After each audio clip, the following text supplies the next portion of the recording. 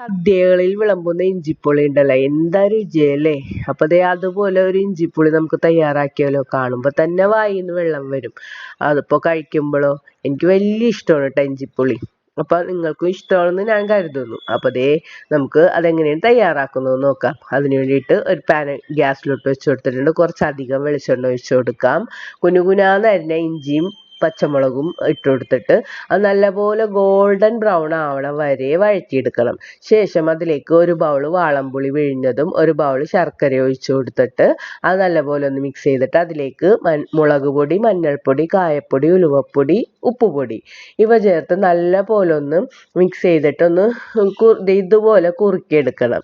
ഇത്രയും മതി കേട്ടാ. ഇപ്പൊ ഗ്യാസ് ഓഫ് ചെയ്തിട്ട് ഇത് താളിക്കാനായിട്ട് മൺചട്ടിയിലോട്ട് വെളിച്ചെണ്ണ ഒഴിച്ചു കൊടുത്ത് വെളിച്ചെണ്ണ ചൂടായി വരുമ്പോഴേക്കും കടുക്, ഉലുവ ഇട്ട് പൊട്ടി വരുമ്പോഴേക്കും കുറച്ച് വറ്റൽമുളകും ഒരു രണ്ട് കറിവേപ്പില ഇട്ട് താളിച്ചാൽ നല്ല അടിപൊളി ഇഞ്ചിപ്പുളി ഇവിടെ റെഡി ആയിട്ടുണ്ട് കേട്ടാ. വീഡിയോ ഇഷ്ടമായാൽ ലൈക്ക് ചെയ്യാനും ഷെയർ ചെയ്യാനും കമന്റ് ചെയ്യാനും മറക്കരുത്.